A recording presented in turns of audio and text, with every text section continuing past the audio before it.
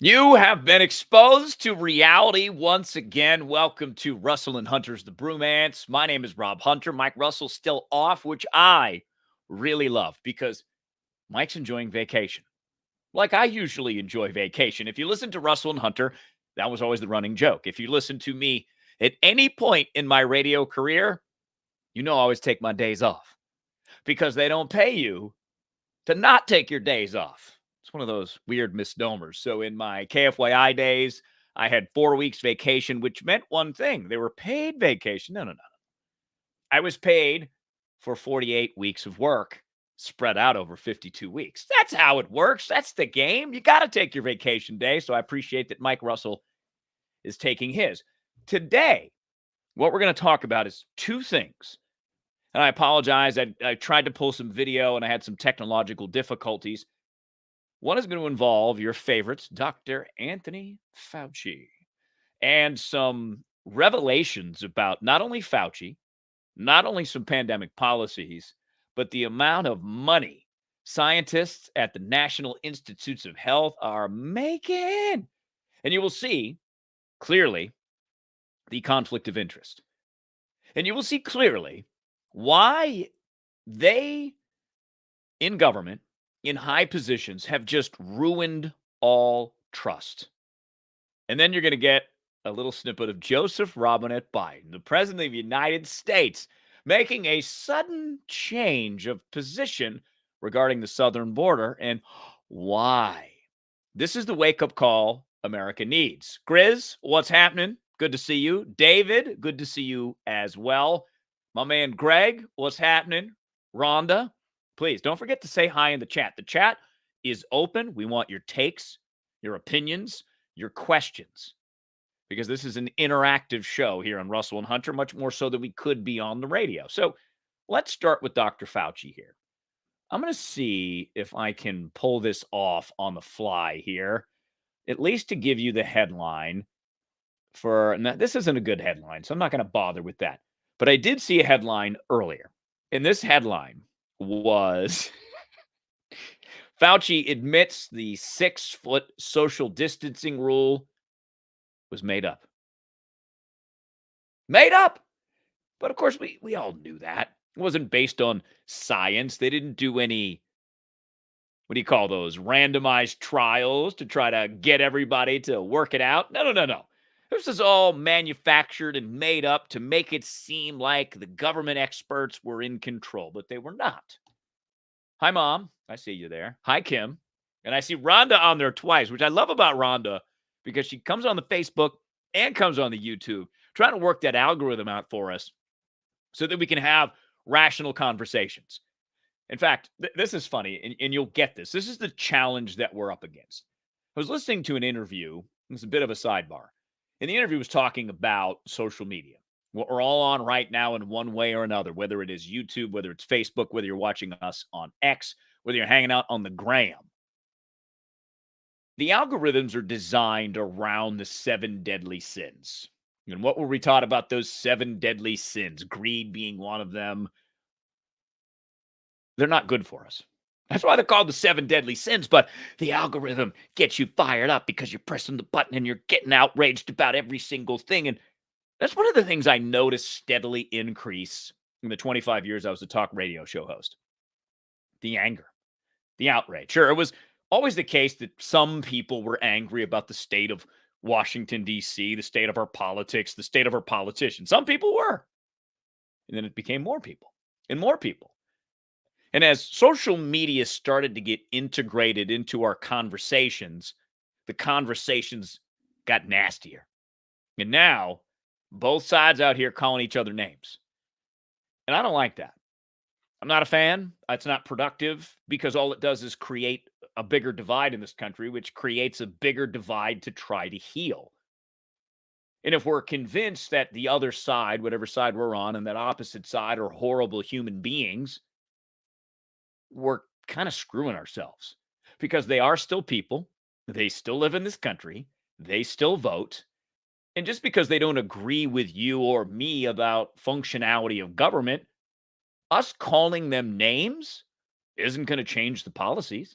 isn't going to all of a sudden make the United States debt load go away, or the fact that 1.2 trillion of your taxpayer dollars paid just for interest this year in our debt. Think about that. $1.2 trillion. So let's bring it back to Fauci here for a moment, because Mike and I went number one during the pandemic in the radio ratings. And I don't say that to brag. Okay, maybe I do a little bit. But it was because we provided rational coverage of this virus. We broke it down based on risk tolerance, which is exactly what Fauci should have done. He should have been a scientist, a virologist. He shouldn't have been a social engineer, because that's not his expertise. Now, today he had a hearing, and he's no longer the guy at the National Institutes of Health and doles out all the money. He's retired with his 300 and something $1,000 pension. He was the highest paid guy in government. He was the Nick Saban of government. Nick Saban's the Alabama football coach. I don't know what his salary is, but he's the highest paid state employee in the state of Alabama. Fauci made more than the president of the United States, and his pension is close to that every single year. But besides the social distancing, there's another fact that you need to know, because this is really how government works. And this is the awakening everyone in America needs to have. Everybody thinks the government tries to do good and make policies better and improve people's lives, but that's not what government does. The United States federal government is a washing machine for your money, taxpayer money. They take money out of your paycheck and they dole it out to their friends. Both parties do this. Both sides do it. All politicians do it. Donald Trump did it. Joseph Biden's doing it. Every president has done it. Every senator has done it. Almost every congressman or woman has done it. That's just the reality of it. I like to live in reality. It's just way better to live in reality, because then you can approach things in a realistic standpoint, which is exactly what the government did not do during the pandemic. But here's what really happens in the National Institutes of Health. Now, again, the National Institutes of Health is a government organization that gets a lot of funding from you, and they dole it out to science projects. And some of it's okay. Some of it is investing in the latest technology that might help fight diabetes. And Anthony Fauci was the guy that got to dole out that money. He was in charge of it. Now, whether or not we funded gain of function research in Wuhan, technicalities and definitions aside, we gave money to that lab. Here's the number. I don't know that the year span on this, it almost doesn't matter. National Institutes of Health scientists were given $710 million in rewards for working with drug companies to push drugs out, to help them create the drugs. Because that's one of those weird things that you can work for the NIH and still get paid fat pockets, rolling around in your fancy Benz or your Rolls Royce or your Bentley, because you sold a patent to a drug company, and then the National Institutes of Health gets to dole out that money, your money, to help fund that drug. You see how this whole thing works? It's always about the money. It's not about doing the right thing. Because if we look at what was the right thing during the pandemic, it would have been to tell people the truth. And the truth was, at the very beginning, it looked very scary, because the numbers we were getting out of China indicated that 3 to 5% of people who got COVID would die. That caused me to take a pause, like, man, I ain't trying to go out to a restaurant right now. I'm not taking that chance, because what if I'm the guy that dies? But it turns out we couldn't rely on China for accurate data, because China lies. Because this virus came from China and most likely came out of the Wuhan lab, which the entire world knew prior to the pandemic. This was a leaky lab, because they had leaked stuff out before. Now, I can't say specifically, I don't have evidence that says this was a lab that was manipulated in this facility, but it looks like it was an accident, right?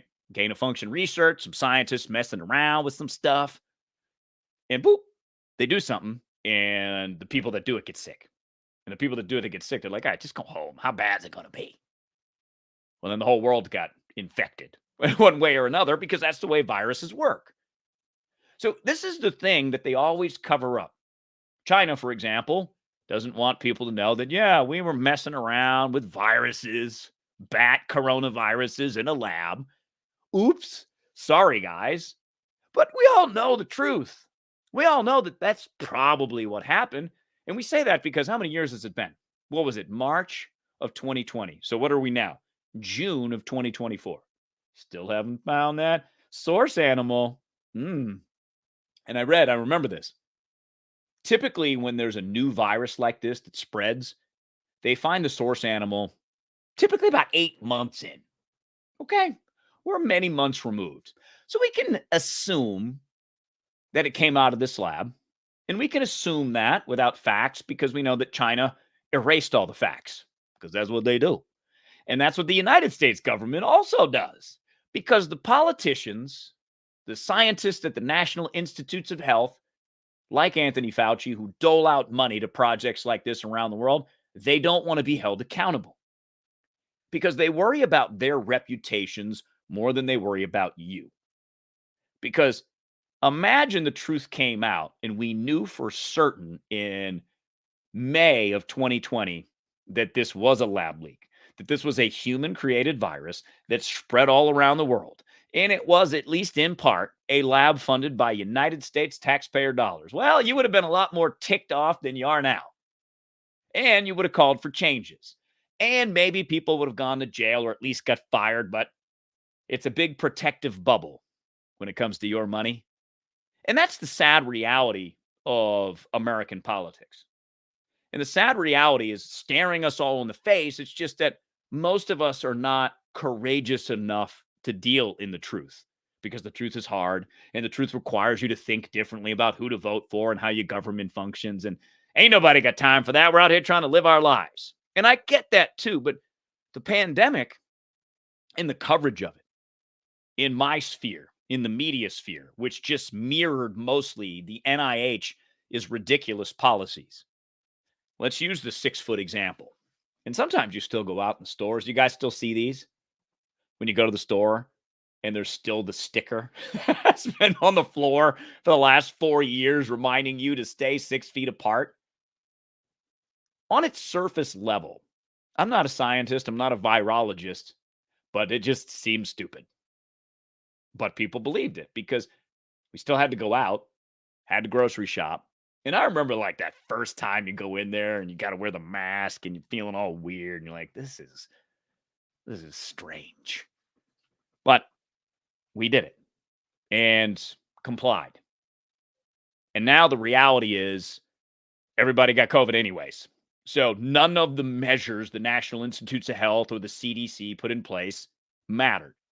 And that's what Fauci did today. He blamed the CDC, the Centers for Disease Control and Prevention, which did neither of their job titles. They didn't prevent or control a virus. And I think that we have this lofty vision and lofty idea of what a government can achieve.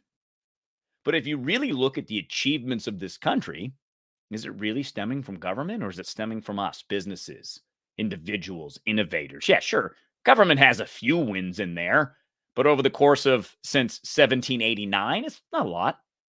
If the government was a sports team, they might have won 2 World Series since 1789. That's worse than the Red Sox. That's like Detroit Tigers level. Although the Detroit Tigers have not been playing baseball since 1789, but you get what I'm saying. So Fauci does his little Fauci dance and doesn't blame himself and doesn't take any responsibility for anything because that's how it works in politics. And it's only going to change if we change. And we understand this because I've been thinking a lot about this. I got a lot of friends that are Trump supporters, and I got a lot of friends that hate Donald Trump. Now, the Trump supporting friends think voting for Trump solves all these problems. So let's use Trump's legal case in New York as an example. We've been talking about the last couple of weeks. If it is true what we say, the government's out of control, the punishment apparatus is out of control, they spent all this money to go after one man. How is Donald Trump going to fix that? Because this has been an inherent problem in the United States for at least half a century, probably more. When was the FBI created? The 30s? So basically, let's call it 100 years. It's way more complex than voting for one guy. And I think that that's part of our challenge is we want the simple solution. Oh, we just check that name and everything's solved.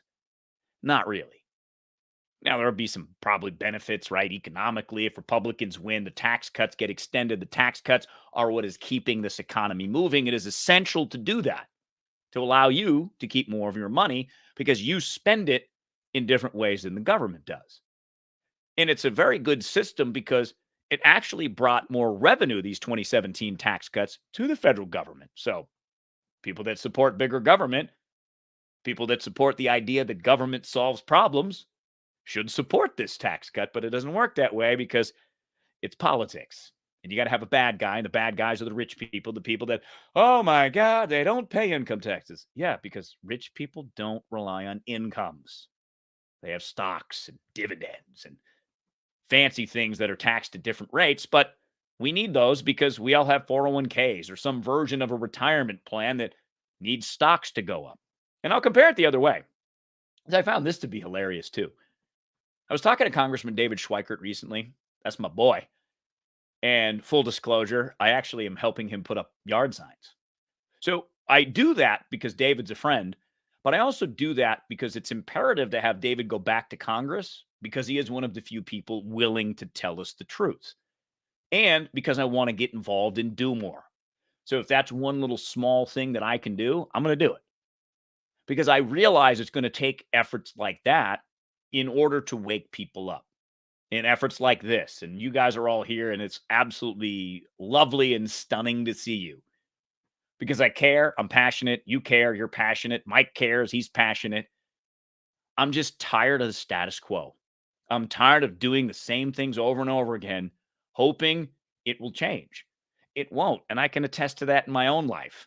I used to think a certain way about myself, and I was getting really bad results from thinking that way. So I said, well, what can I do to change that? Learn some tools and some techniques and updated all of that. But here we are in this day and age where we think a simple solution is the answer to everything. Let's look at the pandemic again as that example. And this was an example of obviously massive overreach, but also a government organization that doesn't trust its people. The biggest moment for me was when Joe Biden said to the unvaccinated that our patience is wearing thin. It was right around the time he tried to pass a mandate that would have required people to get a vaccine, which we know doesn't work anymore. Let's just call it what it is. You can get it if you want. It'll make you feel better mentally. It's like the placebo effect, but it doesn't really help you fight off COVID, which is now not even a severe cold for most people. But again, if you have a different risk category, if you're older, if you're overweight, it's different. I get it. You get to do what you want to do, but understand the realities of what you're doing before you rely on something that doesn't work. Again, it's better to be grounded in reality. And at some point in the pandemic, it became very clear that the media in particular, as well as the politicians, were just trying to sell fear because that's what they live off of. Because they have done billions and billions and billions of dollars of research, politicians, marketers, and a whole bunch of other people to understand how your fear brain works. Because we have this fear brain. This is some of the things I learned in personal development. You're like, oh, now I get it. That fear brain always wants you to survive. So when you're in survival mode, you're just trying to make it happen. You're not thinking logically, you're thinking emotionally, you're thinking, oh my God, I'm going to die. I will do what you tell me to do because, again, it's that same thing that we think about. We want a simple solution to a major problem. And that simple solution is you. It's not Fauci. It's not Trump. It's not Biden. It's you. You have to figure out your risk tolerance. You have to figure out if you want to wear a mask because maybe everyone else is and you don't want to cause any problems. So maybe you just suck it up and put the mask on, go in the store for 15 minutes and get out. But maybe you don't. Maybe you just do you. And I think that that's that key is that independence, which is what America has always stood for, that individual liberty and individual independence, especially when times get hard. Because when times get hard, that's when the challenges are. That's when it's just easier to have a simple solution. Yeah, I'll stand 6 feet apart. Yes, I'll get shot after shot after shot. Yes, I will do whatever it is that Anthony Fauci says because I don't know. The good news is there's information everywhere. And what I really found out of the media was this trust in the system, which is fine to a degree. But at some point, you have to use your brain, especially if you are in a position like Mike and I were in a position with a good platform to be able to broadcast news. Because it was very clear what was being pitched wasn't working. And we can thank the gays for this, quite honestly. Remember the gays? So what was it? Let's see. The virus started in March. It was about a year later, people were lining up at State Farm Stadium, getting their shots, 2 in the morning. Those are just running it 24 hours a day. So after that kicked in, I think there was like a safe window. And they said, well, it's going to take a few weeks for enough people to get the vaccine. And when enough people get the vaccine, we can go out and party because everybody's safe. So the gays love a party. Not all gays, but the gays went to Provincetown in Massachusetts. And Provincetown is like on the tip of Cape Cod. It is a safe haven. So they go there. They're like, yes, life is back. Breakthrough cases. And because of that bravery, we found out, this thing was not tested enough, which gets back to Fauci's theory about the 6 feet. So when times got tough, science made stuff up. That's the lesson. The lesson is no one had an answer. The lesson is not even the smartest people on the planet know how to deal with a virus because virus going to virus. If you listen to Russell and Hunter, Mike and I said that to you all the time. And it seemed pretty obvious, but it wasn't obvious to everybody. But what is now obvious is the conflict of interest that the National Institutes of Health have tied in with Big Pharma. $710 million in royalties paid to people that work for the government and get a government salary and get a pension. So number one thing that Republicans in Congress could do is cancel those pensions because you don't need them. If you had received any portion of the $710 million in kickbacks from pharmaceutical companies, I'm sorry, you no longer are able to get your $300,000 pension, Dr. Fauci, because that is a weird rule, a weird conflict of interest. But it also, if you are in the National Institutes of Health and you're getting paid from these institutions, which side are you on? Well, automatically you're on the side that pays you money. I don't pay you any money. You don't pay them any money. So they don't really care that much about you, not compared to their own paychecks. And that's that other reality that stabs us in the face, is that it's all a game. It's all guesswork. It's all money grabs. And I hate to say that because it sounds so defeatist, but that's actually why I'm optimistic, because there is so much information and it's challenging to get certain information. But when you do get it, it's what do you do with it? And again, going back to this idea that Trump's not going to fix all these problems. These problems are many years down the line of almost reimagining the role of the United States government. And we, the people who supposedly have the power in this country, have every right to ask for it, especially if Fauci's admitting that, yeah, we just made stuff up. And then they didn't change it, though, when they realized it didn't work. And when they realized it didn't work, people started to do what they wanted to do. Stopped wearing masks, stopped social distancing, didn't get their booster shots, didn't get their shots. And they lost control of it. So what did they do after using fear to try to get you to comply? Then they shamed you. Going back to Biden, because I'm unvaccinated. I just really wasn't bought into it. Although I did waffle a bit because I wasn't sure if I was going to be allowed to keep my job with the federal mandate. And I was like, oh, man, if I have to get it, what am I going to do? And then I thought, no, I'll get the Johnson & Johnson because it's not an mRNA vaccine. But the Johnson & Johnson turned out to be the worst one. It was causing blood clots, and they kept it on the market despite the fact that it was causing blood clots. You're like, wait a second here. And then I wasn't sure. I'm like, man. And I was like, maybe I should quit. And then I had a conversation with someone, and this someone was, I'm not getting it. And I was like, oh, gave me permission to say no. And again, I don't knock you if you got it because it was sold to you very hard at the very beginning, especially if you have a a certain risk tolerance because we didn't have any data yet to back that up. So because I was in my mid 40s, I wasn't able to get first in line to go get a shot. I had to wait my turn. But by the time I wanted to wait my turn, I started to see some data out of Israel that mirrored the data out of Provincetown, that there were breakthrough cases, that this thing was not holding up. But there was no adjustments from the political side. So they went to shame. And that really breaks down the trust that a government has in its citizens because we are supposed to be free to make our own decisions. And yeah, you can say, oh, you're risking something else, but that's crap. No one's killing grandma. That's crap. So we understand the reality now. Fauci is even admitting the reality that these experts aren't really that much of experts because let's just talk about knowledge, right? In how much we know of certain things, especially complicated things like a virus or the universe or the moon or tides. We have a pretty good idea of how things happen, but obviously we are not experts in any of those fields. Doesn't matter how many times you study it in college, or if you're Fauci, how much money you've given out to pharmaceutical companies and other experimental drugs in hopes that your scientists that work in the NIH get kickbacks. It's way more complicated than that.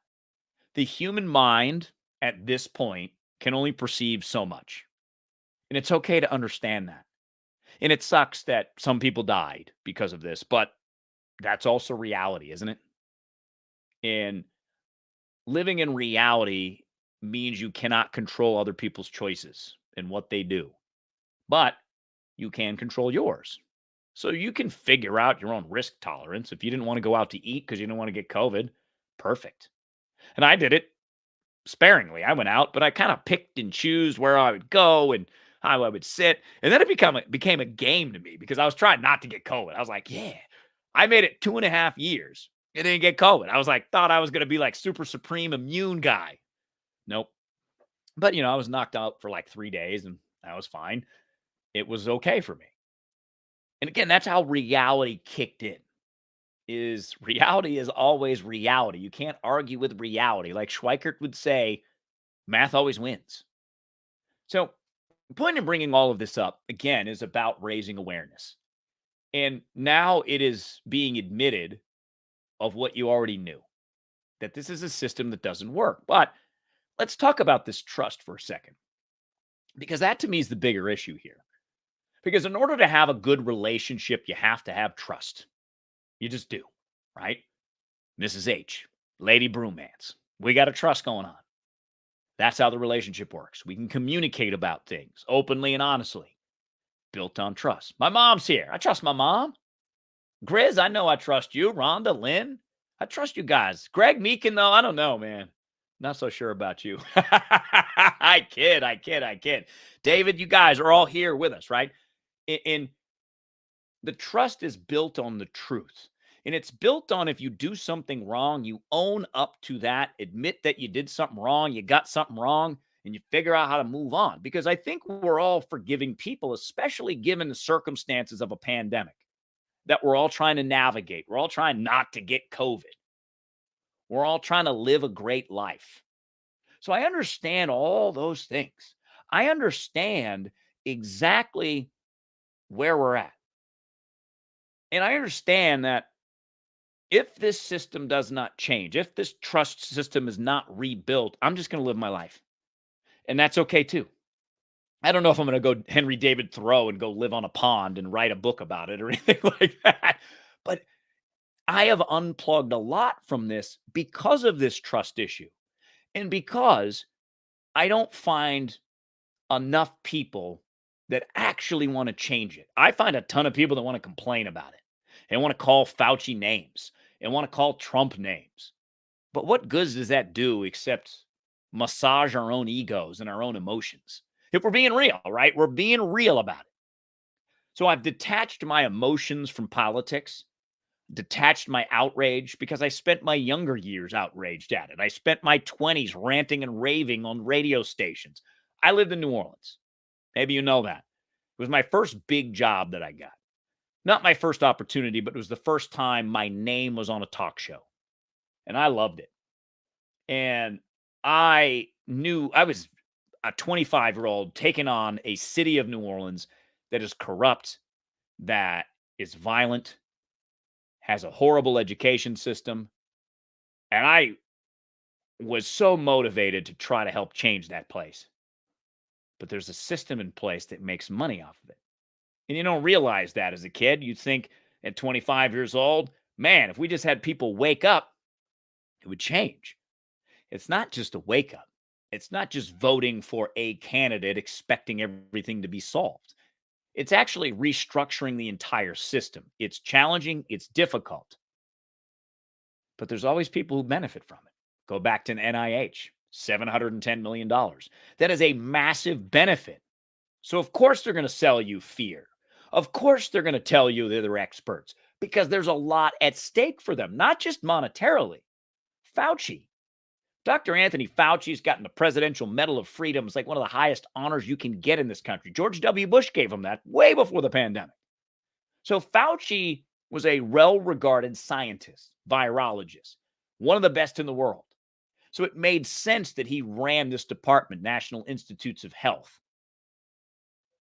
But his reputation is on the line. Hence why he blames the CDC, if you caught that. Fauci today in a House hearing said the 6-foot rule wasn't based on science. We didn't have any trials. We didn't test it out. We just did it. The CDC did it because he didn't want to blame himself. He blamed the CDC because his reputation is on the line. So it's understanding human behavior and how humans work and how we want to protect ourselves and make money. And if those are my two driving factors in life, yeah, I'm going to lie to you. Yeah, I'm going to sell you fear. Yes, I'm going to shame you for not doing what you said I wanted you to do, or you doing what I said you should do. It's all a game. It's all a game. And it was this point for me after interviewing dozens and dozens and dozens of politicians where I realized they're no different than you. They're no more special. They're not smarter than you. They're just people with a title. They still have the same human functions that you do. And it's important to remember that because the president is the same. Donald Trump is the same. Joe Biden is the same. They're just people. That's it. It doesn't make them better, worse, different. It just makes them people. And starting to look through that lens, you understand that everyone's going to react differently and everybody's going to do something differently, but mostly in selfish means to protect themselves, to make that money, to be famous, because that's that reality. And Mike and I love the George Washington model, the model of restraint. Mr. Washington, we would love to bury you under the United States Capitol. Nah, spare me out here with my whiskey. Mr. Washington, you can be president forever. We can make you a king. Nah, I'm good. 8 years is good. I'm out of here. That's the model. Now, the great part about the model is after FDR decided, hell with that model, I'm going to run for 4 terms. We passed a constitutional amendment that says, no, you can only do 2. But most presidents want to do more than 2 terms. They don't want to restrain themselves. They're forced to restrain themselves.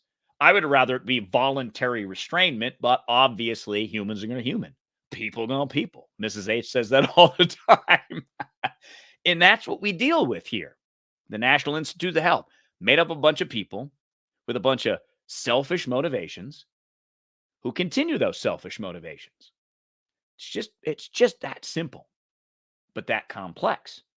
Because how do you get people, moral people, people that only think about other people rather than themselves all the time? How do you get those types of people into positions like that? It's difficult, but it's a reimagining. And it's so funny to think that when 1776 rolled around, the founding fathers were like, all right, we're going to try something new. And I'm not advocating that we do this, save for the fact that maybe it's time to at least talk about trying something new, a new way the government is structured, a new way the government functions. Because It doesn't function well. And if this was a business, it would be fixed or it would go out of business. So I'm willing to entertain anything at this point, even if it's a new constitution or even it's a reminder as to what the Constitution is supposed to be about. Because it might be the only way is a reimagining, a government 2.0 or whatever version we're on now. But that would require a lot of conversation, constitutional amendments and conventions. And I just don't know if we want that. And if I'm just standing here by myself, opening my mind to what possibly could be. In fact, I was talking to a guy today, and his wife is pregnant. And the thing he said to me about that, I said, dude, you must be excited. He's like, well, yeah, but I'm going to be raising a kid in this political environment. So think about that. Think about that. And yes, Lynn, I trust you. Just a little bit. Just a little bit. and I think that to go back to this guy's point, right? It's all we see. I saw the names Trump was called, and I saw the names Trump fans called the judge. Fauci did say something interesting today, too, and this is where I'm on Fauci's side. He got death threats. Not only that, but his 3 daughters got death threats. That's how emotional we are in this country, and there's no excuse for that. You don't like his policies, so what? Don't follow them. He's not God. He can't put you in jail. He's just doing what Fauci does. He thinks he's smarter than you, and he thinks he knows what you should do. So what? Doesn't mean he's right. You can ignore him. You don't have to threaten him. And that's the part that this man was talking about. Is the name calling is ineffective except on social media. In fact, I took a clip from Friday's show and I posted it on social media. And it was a clip about this. It was a clip about the 7 deadly sins of social media and how it works. Where if you want to talk about greed, oh my goodness, you're going to go viral. In fact, there's a guy in Scottsdale, bald guy. He loves to talk about that stuff. He loves to shame you, especially young men. Young men don't have a lot of good role models. But rational role models don't work on social media. So I posted this video, and, let's say on the Russell and Hunter page, we typically average, let's say 9,000 views. This video got 746 because it was rational. On YouTube Shorts, it got 1 view. On TikTok, like 215. Average for me has been about 600. So you see how it works. It is very difficult to get out a rational message in this current communication system, which is why we have to do it collectively. Because you have to, like Rhonda does, right? You have to try to manipulate the algorithm for positive things. And they've tried this various times in various cities across the country to bring positive news to people. Nobody watches it. Nobody wants it because chaos is better.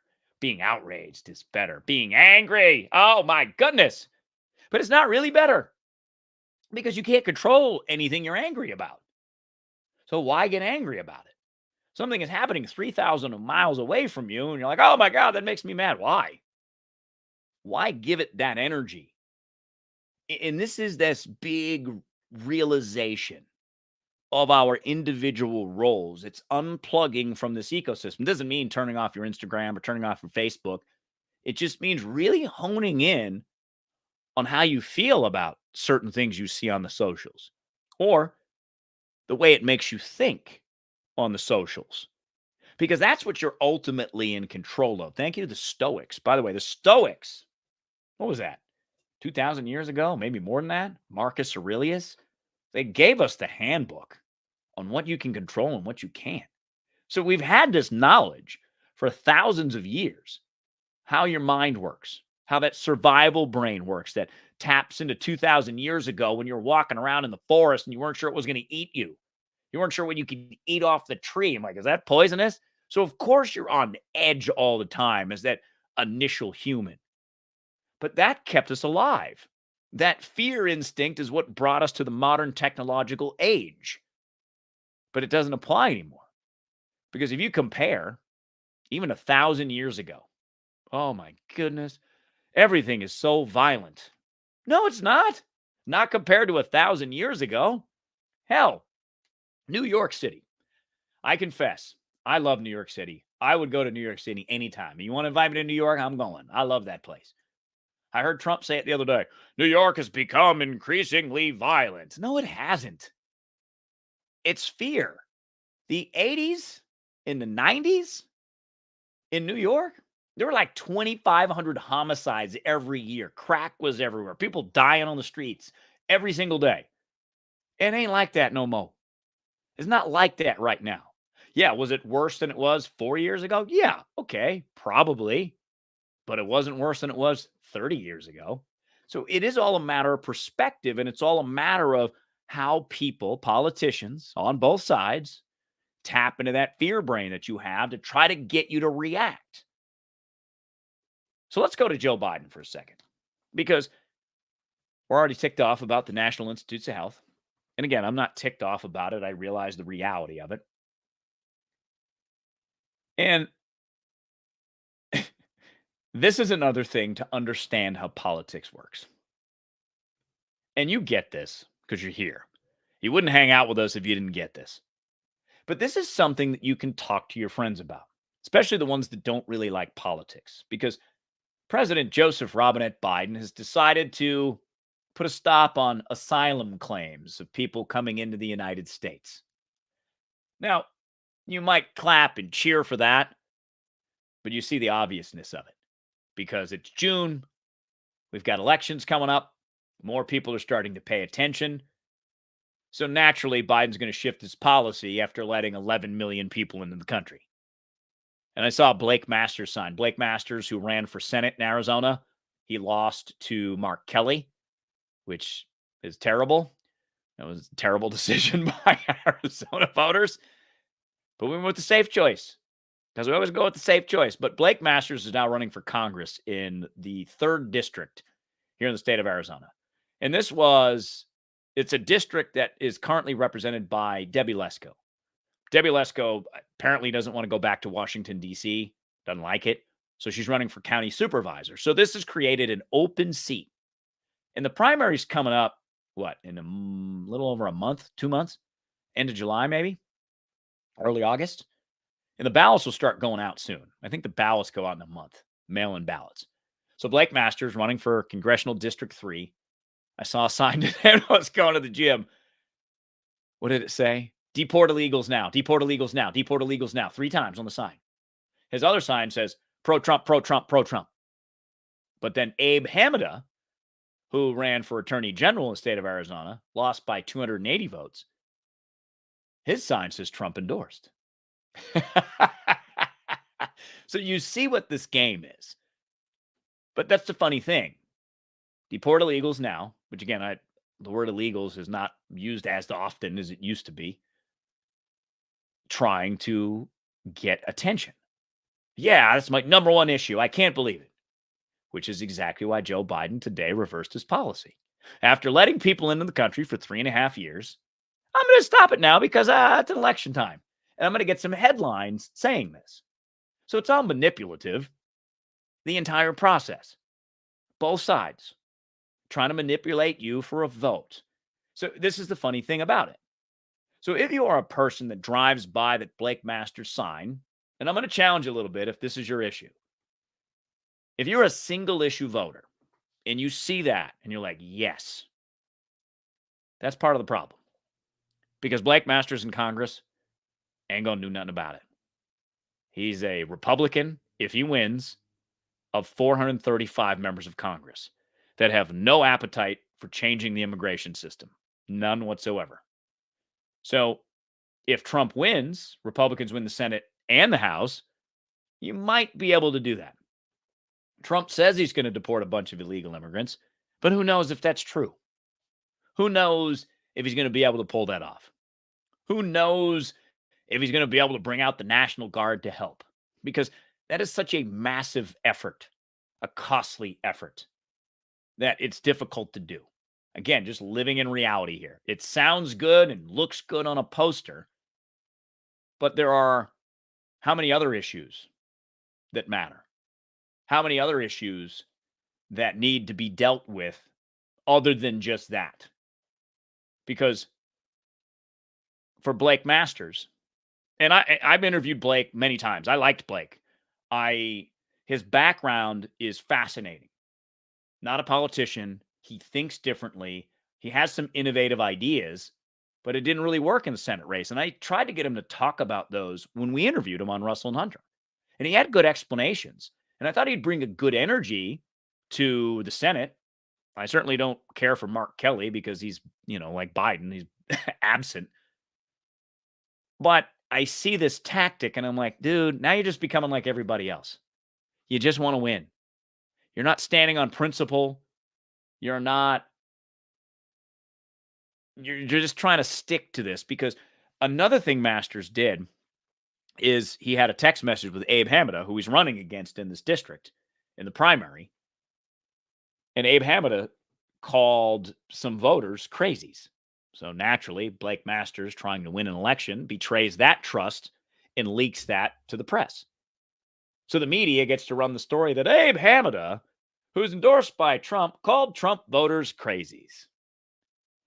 That's the dirtiness and the grittiness. I get it. It's politics, but the goal is to win by any means necessary. Instead of losing with dignity and hope that maybe you spark a different conversation or an awakening, because that's not what it's about. So that's all disappointing. So I just stand here disappointed in everybody. So Rhonda, to your question, can you trust Blake Masters? I don't know.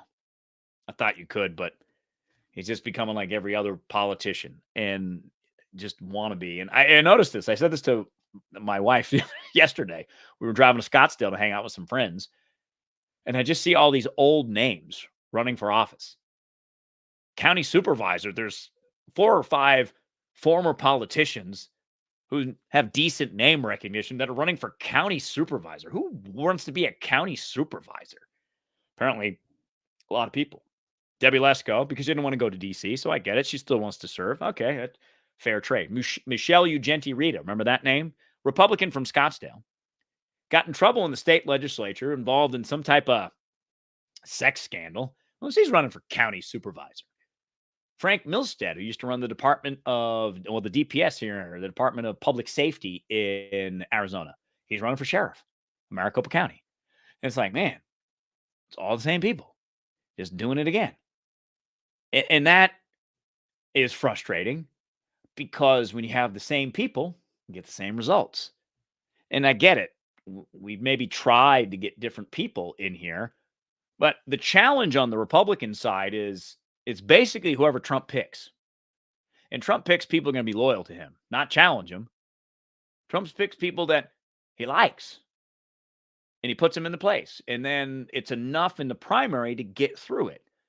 So the system is still the same. And if you're on that side, that's fine. I'm not trying to knock you for it. I'm just trying to help you understand that it's not necessarily the solution that you hope. Because when has it been the solution that you hoped? Because again, if the main issue, which it is, the biggest challenge this country faces is our debt. We wasted $1.2 trillion in the last year. That's your money. That's your money that you could have spent. That's your money you could have bought a car with, maybe a new house, maybe repaired your house. And I live in a half repaired house. But this is one of my focuses, and I need more money because we bought a house. It was built in 1960. The property is unbelievable. It's like a one-of-a-kind thing. We have a mountain in our backyard, and we live in the middle of Phoenix. But the house requires work, and everything is ridiculously expensive. We want to put a sliding glass door in the bedroom. $10,000. Like, okay, $10,000. You want to put flooring in. It's a 1,600 square foot house. You're looking at $15,000 to put flooring in. Like, my goodness. We've already spent, I don't even want to tell you how much money on plumbing. We had our water service line break. That was $9,500. We had to replace the pipes on the inside because those were pipes from 1960 and they were going to erode. That wasn't cheap. So we dug up the floor, took up all the flooring on it. And we're like, all right, so we're just piecemealing it together bit by bit. I want to be able to be in America where the stuff is affordable. No, Deanne, I can't do that stuff. I'm not doing DIY flooring. That is not my skill set. I don't have the patience for that. I don't have the time for that. It would frustrate me beyond that. I am not a fix-it guy. I was not raised that way. I just don't have that skill. So I wish I did. And I wish I had $15,000 to be able to put the flooring down. But this is all part of it, right? This is all part of what we're experiencing. We're experiencing obvious things we just choose to do nothing about. Joe Biden switching his position and saying, oh, I'm going to shut down the border. No more asylum seekers. After I already broke the asylum system. Because the way that the Biden administration approached the border was the same way Fauci approaches denying funding gain of function research. Because gain of function is defined a certain way. And he said, well, we didn't fund that. We funded this, which is basically gain of function research. It's just we decided scientifically to give it a different definition. Same thing. Same thing. Biden's doing it too. So go back to when he was elected, when he was running for office. He said, there's a surge at the border. That was that indication that Biden, number one. He didn't know what he's doing. So he just said that, and then they did. And what he did was, okay, I don't want them all knocking on the fence. It's bad optics. So I'm just going to let them in because I'm going to let all of them claim asylum and let the courts figure it out because that's what we have, a court system that adjudicates, fancy word, asylum claims, whether or not you can get asylum, whether or not you can't. And it's a very strict criteria based on law to actually get granted asylum. You have to come from like Sierra Leone, and you had your arm chopped off because you were politically opposed to the party that's running Sierra Leone. All right, cool. You can come to America. The 10 or 11 million people that are claiming asylum, most of those will not have asylum be granted. So what's going to happen to them? Number one, they're not going to show up to their court dates. Number two, you're going to have to send them home. Are they going to be sent home? Who knows? So Biden manipulated the system by definition.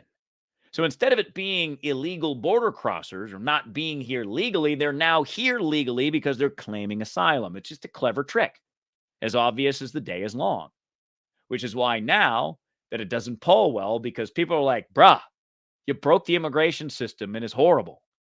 Now Biden's like, no, it's the Republicans who don't want border security bills because we've tried to pass two. So now my third option is to shut down asylum, which of course is something that Trump did, remain in Mexico policy, which of course, if you rewind the clock to 2017 or 2018, whenever the remain in Mexico policy came, oh my God, Donald Trump is a racist because it's all part of the conversation. That's all it is. It's all designed to manipulate your emotions. We live in a world with ample opportunities to fire you up. And if you are not in control of that or not working to be in control of that, you're being manipulated. And I learned this the hard way so many times that if I don't stay in control, other people can tick me off. And it still happens. Other people can make me feel a certain way, which makes me react a certain way, say certain things. But nobody actually makes me feel anything. I do. I make myself feel things. I make myself say things. That's the hardest life lesson I've ever learned. That wait, other people can't really control me? But when you're surrounded by inputs, whether you watch television news, I put on CNN and Fox News the other day when the Trump verdict came out. That was a hilarious effort in mediocrity. Let's put it that way. I feel that we have accepted mediocrity in this country, and we're fine with it. It's like, cool, let's just ride it out. It's been a great run. Awesome, America. Cool. Because here's the true tell of what happens in the future. Because if you look at world history, modern world history, you go back to even ancient Egypt, maybe even before that, it's always this society that had the greatest innovations that became the society. Ancient Egypt, right? Knowledge, math, all these things. They were the first ones to really do it. Maybe they weren't the first. I don't know. Who knows at this point? But I was taught at some point that they were way more advanced. Maybe in Babylonia. Was that in Iraq back in the day? Anybody who got a Western Civ degree here? And yes, Dell, I did see your comment. I I will take that. That you did your flooring once. You learned the lesson. So, Dell, thank you for making sure that I am convinced I'm not going to do the flooring because that ain't my bag. That ain't my bag. Buy a new house. I don't know, and I don't know North Carolina, says Rhonda. That's funny too, and that's just a side note here because why not? When we were at our friend's house last night, we were talking about these projects and how the house is 1/4 done and all these things. And our friend was like, Have you ever thought of selling the house and buying something that's done? Mrs. H said yes. I said no, because my backyard is stupid. I don't have a pool. I've always wanted a pool, but I got a view. I got no houses behind me. Can't replace that very easily. So it's just like life, this house. It's a project. And I just take it on as a project. But here's the other part that has helped me detach my emotions from politicians and Anthony Fauci and the National Institutes of Health. Find things to be happy about. My backyard, I'm happy about, especially this time of year.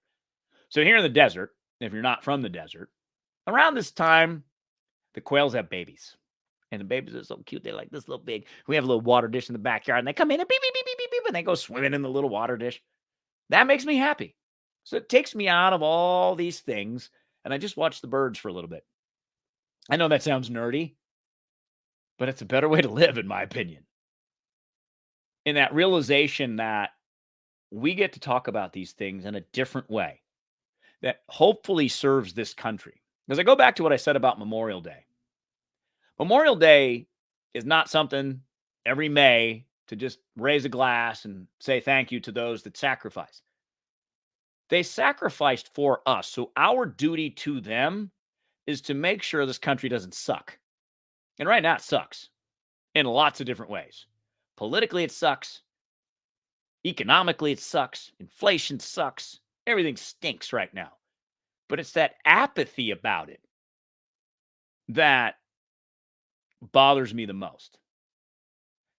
Because we have a system on which we communicate about politics that is geared towards that manipulation, the same way Fauci manipulated us, the same way that Biden is manipulating voters with this migration policy. And if you noticed another thing, number one, Biden is very desperate. I can tell. I can tell not only because the migration switch, but I can tell because the way he talks to black voters.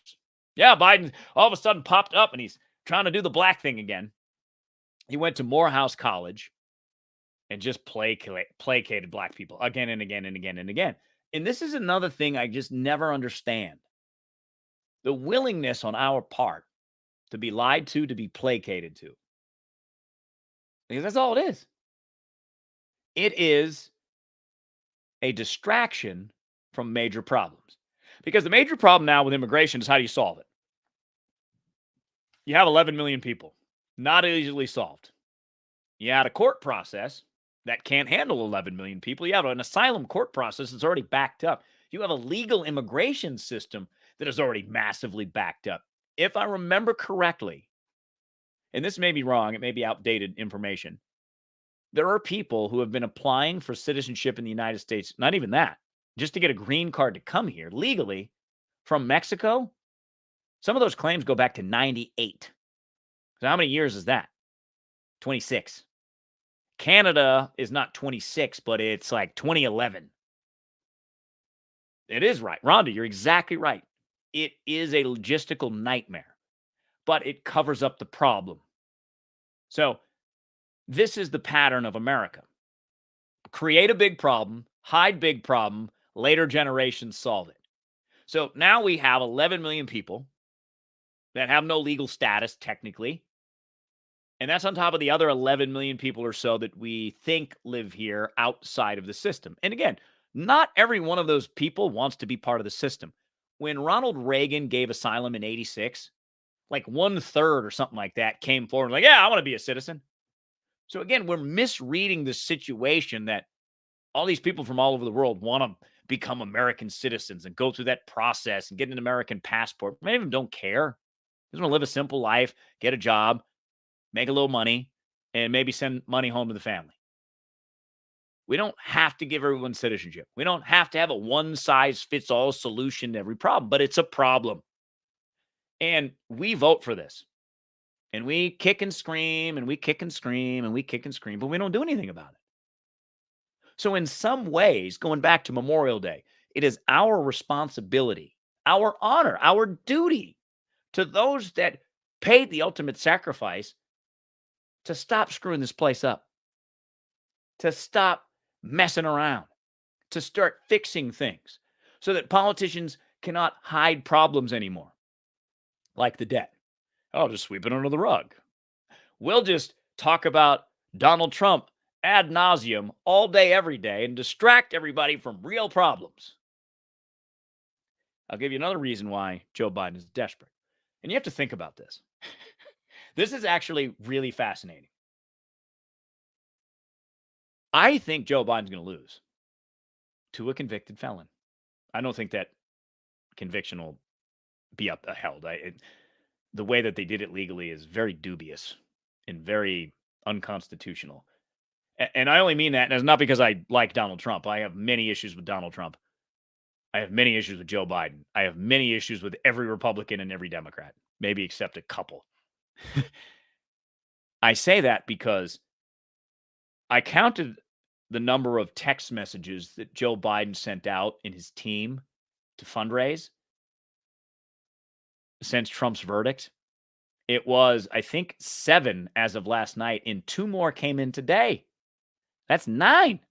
And there was an additional text to ask for your signature, which means you'd have to give your email address, which means you'll get pitched from Joe Biden and team via email. So he's desperate because he's going to lose, because he's horrible at this job. And America reacted emotionally and put him in place. And now look, a convicted felon might beat him. And they're starting to understand that, because here's this Mike talks about this all the time. He says Democrats always overplay their hand. This is a pride problem. And this is a big thing with politics. So there are theories out there about energy, which I won't get too much into. But if you think about everything as a frequency and a vibration, every emotion has one because it's somewhere out there, right? You can feel it, literally. You can't see it, but you can feel it. Pride is the hardest one to get over. It is. So the way that the theory goes, and again, I don't know if I subscribe to this, but it is really interesting if you think about it. So there's like a dividing line at a certain frequency where there's optimism and positivity if you go above it. And then there's negative emotions and negative connotations if you stay at the pride level or go below it.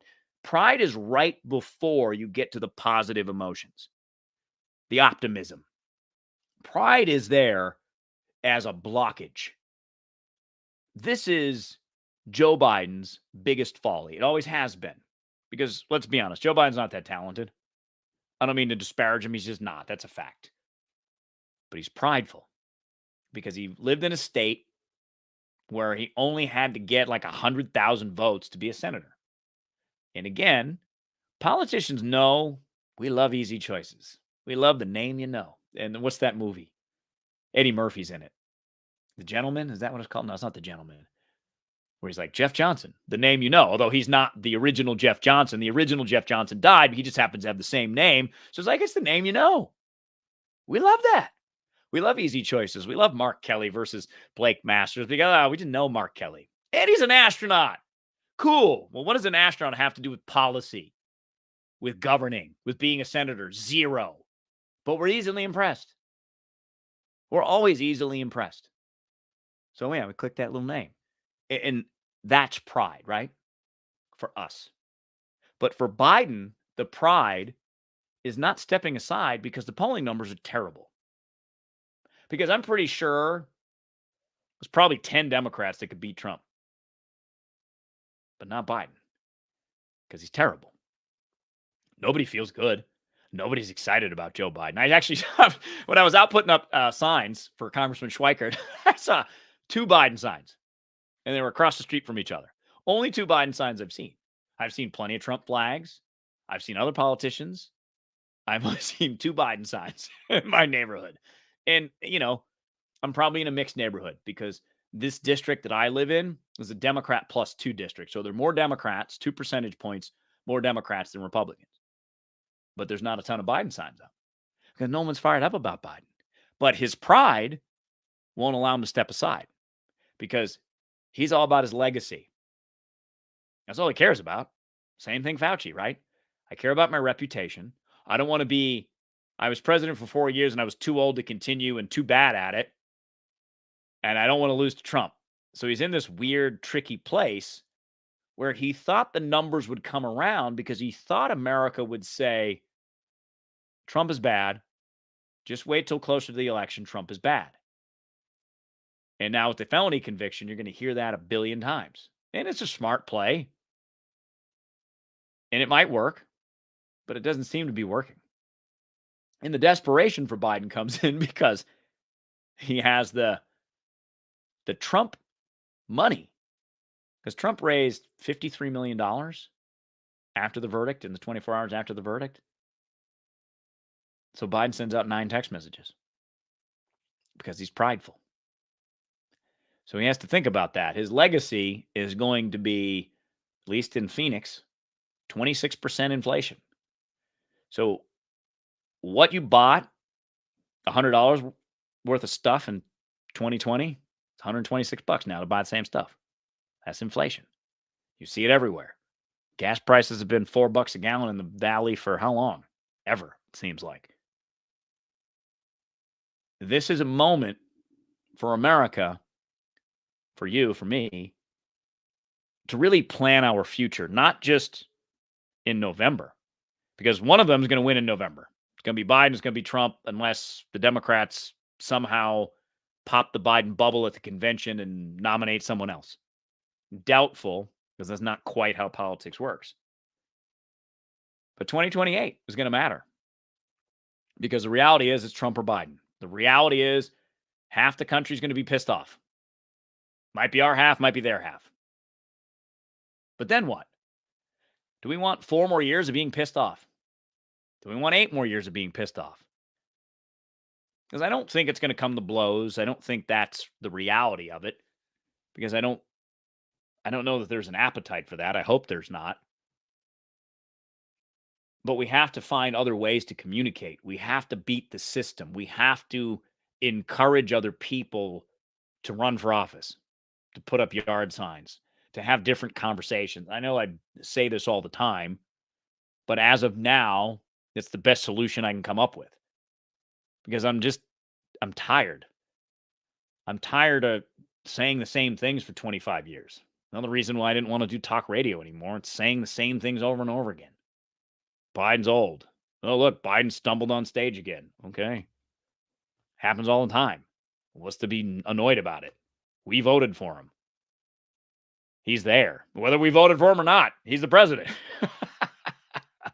and, there's just so many things that I would say. And I even look at, this is my real worry. And this is why I'm just accepting reality for 2024. I don't like what Trump did after the election. I don't like the decisions he made. I don't like the decisions he made during the pandemic. I don't like that he tried to bribe me with my own money. Those are things I complain the Democrats did. How am I going to not complain about it because he's a different party? I don't like that. Plus, we also forget the first person to shut the economy down was Donald Trump. He got bad advice, but he followed it. That's what really started the inflation is you shut down a national economy for 2 weeks. It's going to cause problems. So the decision making by both candidates hasn't been ideal. And going through what we went through, not only on January 6th, but leading up to that and after that, all it did is cause more massive distrust in this system that we have. And the problem is not really trying to rebuild that trust.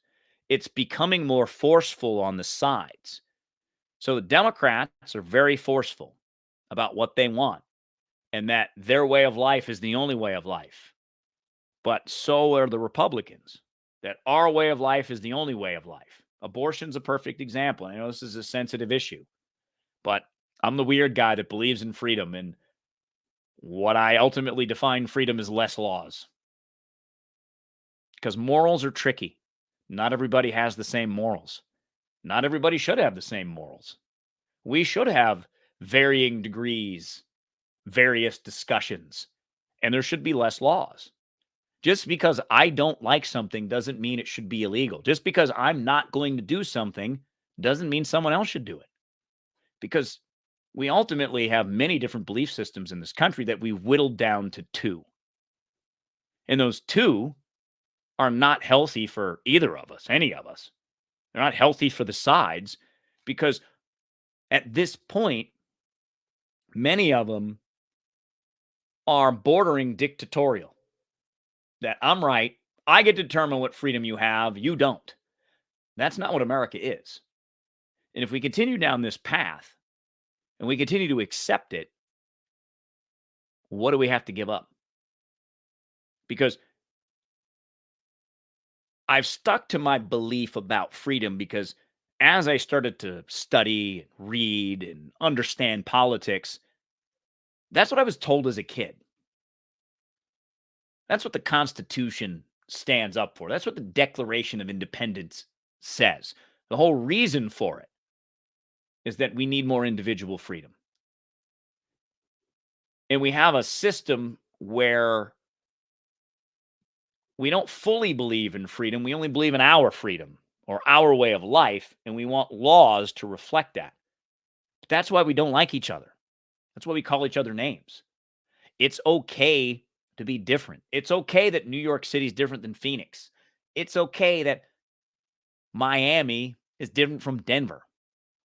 It's okay that I don't want to call it rural America because it sounds demeaning, but it's okay that parts of Kentucky are different than New York City. They should be different. There's different ways of life. There's different morals in Kentucky than there are in New York. There's different opportunities. That's what makes America great is that you get to pick your opportunity, that you get to pick your morals. And the morals that we define them is I have stuff, you can't take it. It's mine. You can't punch me in the face. You can't kill me. When you can, you're just going to get in trouble for it. Because again, what are laws? Laws don't prevent anything. Laws just punish people. The idea that influence has been lost, given way to name calling, giving way to tearing down the other side. And again, the thing I looked for, and I haven't thought about this in a while, I noticed the trend of it really picked up during the pandemic, is the language of dehumanization. And this is what humans have done throughout human history when one side wants to take control. You make your enemy not human. So you call them names. And when you call someone names, it's very easy to not think of them as a human. I mean, slavery was built on that idea because so much of what we do and how we live is built upon the language that we hear because language is contagious. So if you only listen to one side, you're going to believe that because that's all the information you're getting. That's all the input you're getting. So naturally, you're not going to think there's another world outside that. And the more you listen to it, the more certain you are that you're right. And the more certain you are that you're right, the less willing to listen to the other side that you are because you've dehumanized them and called them names. So the challenge is don't fall into that trap. Our system is set up to get you there. But it's remember, who is benefiting from this division? Who is benefiting from the name calling and the dehumanizing language? Because there's an economy behind it. Media is an economy. That's it. The media has tried to keep up with social media, another economy. So they've mirrored that because they don't want to get left behind. So here we are again with this conversation, understanding on a different level how all of this is manipulative because there's money at the end. or an office at the end. In Joe Biden's case, changing the migration policy. No more asylum all of a sudden because he wants to win. And he's desperate, sending out 19 text messages. Okay, 9. I don't know how many emails. Placating black voters, talking down to black voters right to their face. That's what Biden's doing, changing the migration policy. It's desperation. And this is the tough part because 2024 is already what it's going to be. It ain't about 2024 anymore. I'm going to accept that outcome. It is what it is. I'm one vote. And honestly, I may not even vote. I don't know. I'm debating it. Or I may vote in certain races and not in other races. That's what I did in 2022. There was just certain candidates I couldn't vote for either one. And I was like, I'm not going to do this. I'm not going to play this game. And it's my vote. I get to do with it what I want. I used to love this because I voted Libertarian and still vote Libertarian quite a bit. And I always had those conversations with people. You're wasting your vote. It's my vote. I get to do with it what I want. Just because I'm not acquiescing to your side doesn't mean it's a waste. It means no. I'm trying to do something different. You're accepting this system that is bankrupting you, that is devaluing your money, that is telling you to stand 6 feet apart from someone, as obviously obnoxious as that is. That's it. And I'm not saying I'm different. I'm just saying I'm willing to talk about these things. I'm willing to separate myself from the norm. And I'm inviting you to come with me because it's fun over here. Because we get to have different conversations. We don't get all emotional about them all the time. But Deanna, you're right. Going back to trust, and we'll end on this note. And I appreciate you guys hanging out with us. I really do. I know we're asking you to do something different. We're asking you to think different ways. We're trying to connect with you in a different way. Get a little bit closer. So Deanna brings up there's no trust in the medical system anymore. I 100% agree with you.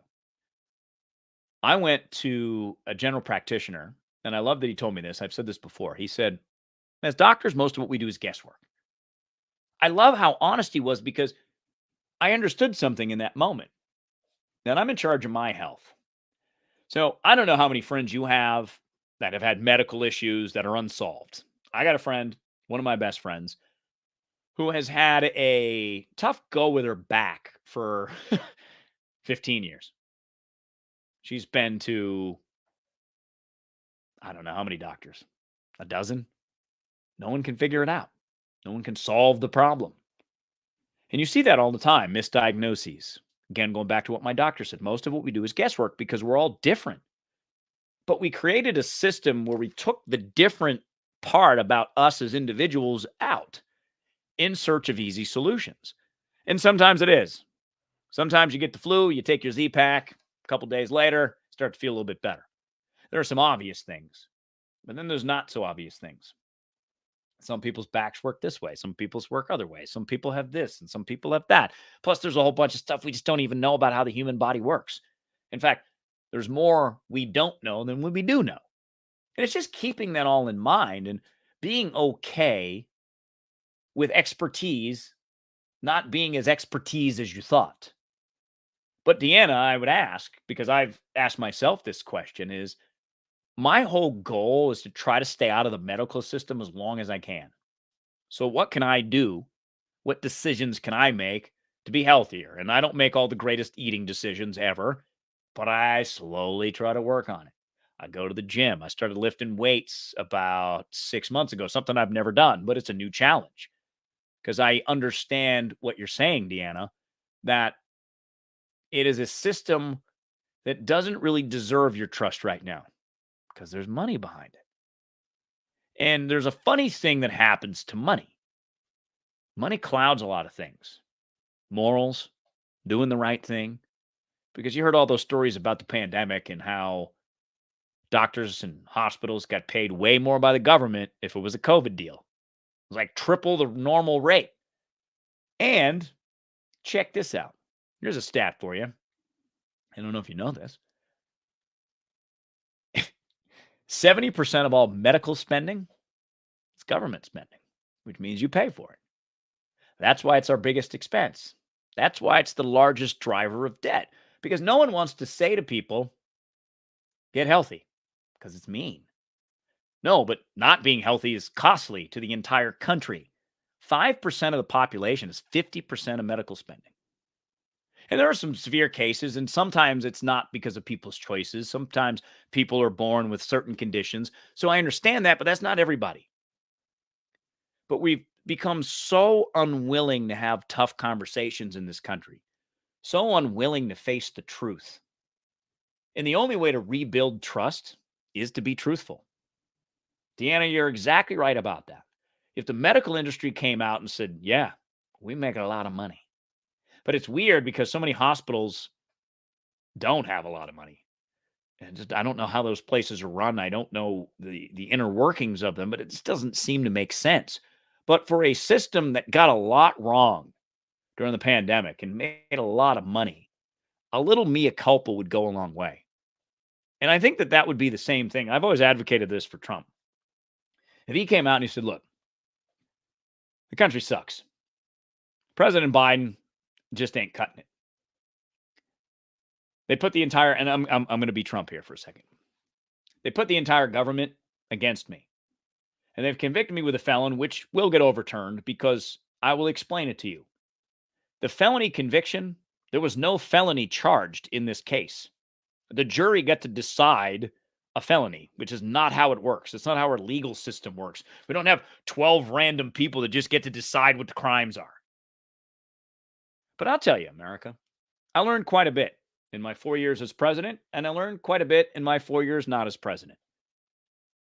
I'm going to stay off the Twitter. I'm just going to govern. And here's how I'm going to govern. And I would explain that whole policy. I think he wins in a landslide that way. Because for Trump, the big thing that people don't like about him is the emotions. So be rational. He just can't do it. But that's how I would do it, which is why I'll never get elected. Which is why I'll never have 1 million followers on social media because I'm too logical. And I'm not just going to do things for clicks and likes because you feel gross when you do. But honor is the word. Be honorable. And what does that mean to you? I did see that Trump just got TikTok again, which is hilarious, given all the background information about that in China and whether or not it's going to be banned and whether or not it's going to be allowed in the United States. But I think we know, and Lynn, you pointed it out here, $160 worth of food for 1 week for one person. I went to Costco this week, $200. It was like 12 items in my cart or something like that. I'm like, oh my goodness. And this is Costco. Supposed to be saving money, buying in bulk. So the country's upside down. We get it. But what's our role in it? What's our responsibility? And what can we do about it? How can we make it better? I'm open to ideas. So please continue to share them with us. Not only live on Russell and Hunter, which there will be more of our bromance coming at you soon. We won't always talk about politics because everybody else is. But on days like this, when you get admission from Dr. Anthony Fauci and the NIH, yeah, we just made stuff up. Understand, next time this happens, they're going to make stuff up. Maybe one works, 8 won't. That's just life. If you're looking to someone like Fauci to solve your problems, looking to someone like Biden or Trump to solve your problems, they're not going to solve your problems. We often give credit to presidents and economies and all that stuff, but that's just a weird belief that we have. Tax policy certainly help, that's for sure. But that will only happen if Republicans win outright. Senate, outright House, outright presidency. But it comes with a lot of baggage too, because Republicans have not really shown restraint on spending, certainly spending that matters. I know there's a fight about Ukraine and it's great. It works great on social media, but it doesn't solve the problem. That's like saving a penny. Like, oh, cool. Still 34 and it's $0.8 trillion in debt, but we saved a penny. It's just not good enough because it's restructuring the entire thing. It's about getting healthier as a country or innovating technology to allow people to get healthier.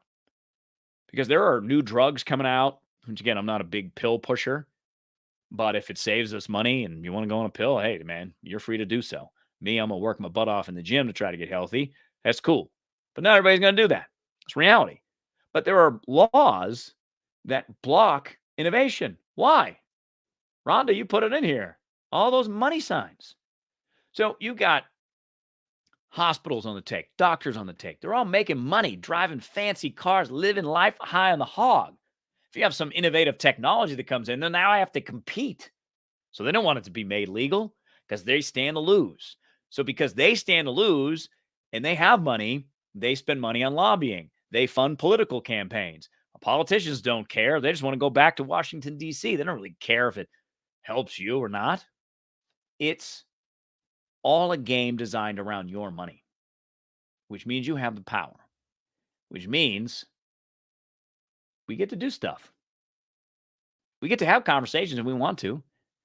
We don't have to have conversations CNN wants us to have.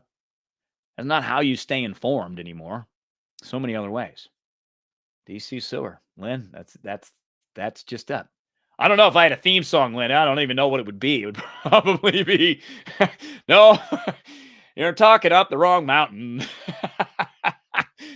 Too optimistic that things can change. But I am.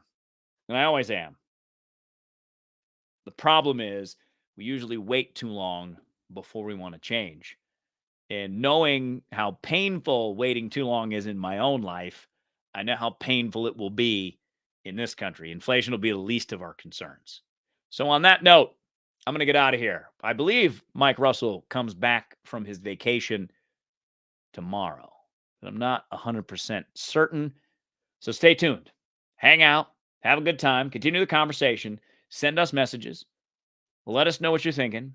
Let us know what you have them. Lynn, let me know what those songs are. I would love to hear what you guys think my theme song should be. And on that note, it's Monday. There's a lot to be happy about. I'm going to go hang some signs for David Schweikert. I'm going to do that tonight in the heat. And I'm going to love every second of it because, man, sun shines out. Life is good, even when it's not. Thanks for hanging out. We'll be back with you real soon. Maybe tomorrow, maybe Wednesday, certainly on Friday for sure. Cheers.